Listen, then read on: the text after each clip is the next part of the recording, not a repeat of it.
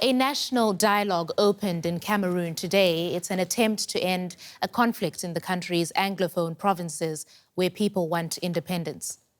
Now, what you see in blue is anglophone Cameroon, and that is where most of the English speakers, who account for about a fifth of Cameroon's population of 24 million people, live.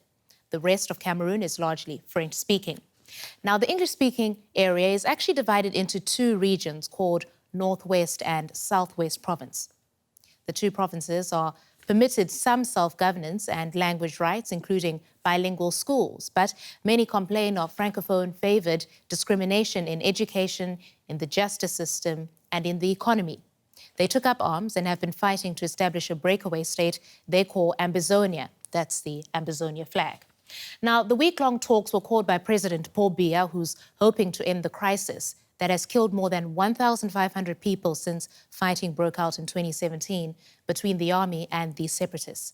Now, at the beginning of September, the Separatists imposed a weekly lockdown that saw some flee the area, and it's taking its toll on those who've remained.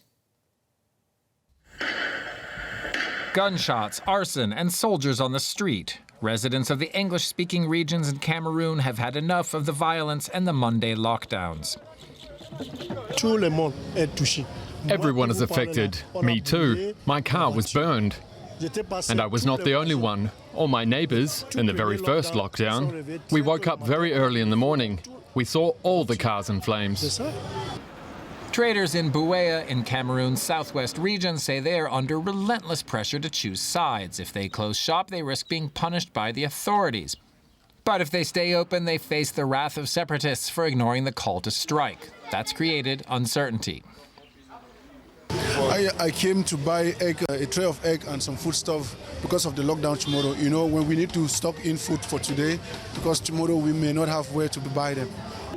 Many people here have joined protests against a marginalization of the English-speaking regions, but their patience is wearing thin. Really, it is very bad. For 3 years today, we have been suffering.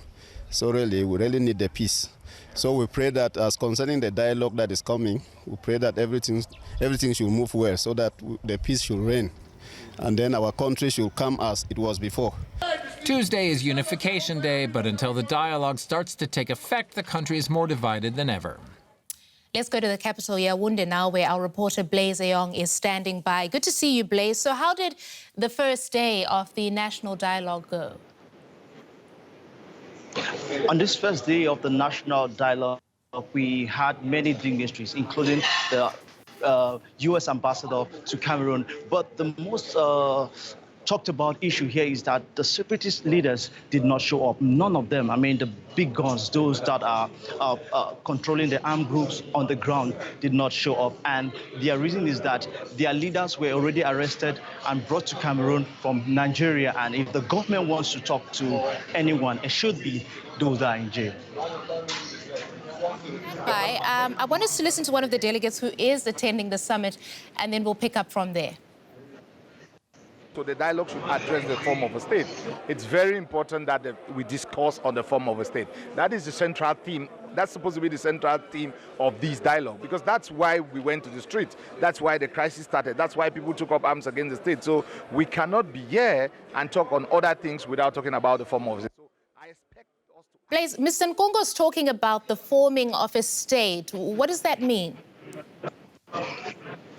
What that means is that because Cameroon at the moment is a centralized system, and the forming of the state, they're talking about the federal system, you know, of governance, because when the British Southern Cameroons, now the Anglophone regions of Cameroon and French Cameroon came together in 1st October 1961. They came together and they agreed to have a federal system. But in 1972, the then President Amadou Ahidjo abandoned that for a unitary government, which is today a centralized system. So for people like Agbonkongu and many Anglophones who are not necessarily supporters of the secessionist movement, they believe that the best way or the midway between separatists and the government is to have a federal federal system where the Anglophones will be able to control their resources. And also remember that if we could listen to his talk a bit further, when we interviewed him, he talked about that those were the root cause of this crisis. This crisis began because Anglophones felt like they were controlled by Francophones. So Gomo Right. and many others, what they have been advocating for is that they want a federal system. Okay, you mentioned in the beginning that the separatist leaders are not in attendance, but doesn't this undermine the whole exercise if such key stakeholders are not taking part? A lot of people that we have spoken to here, believe that this dialogue itself is not the solution. They believe that this dialogue is a stepping stone to the actual solution for the crisis. So a lot of them are hoping that with this dialogue, the government will be a bit more flexible towards their position, and also maybe the separatists will kind of have a sense that the government is willing to listen to them. So a lot of people are still expecting that some good resolutions will be taken at the end of the dialogue, and then maybe the separatists will come on board.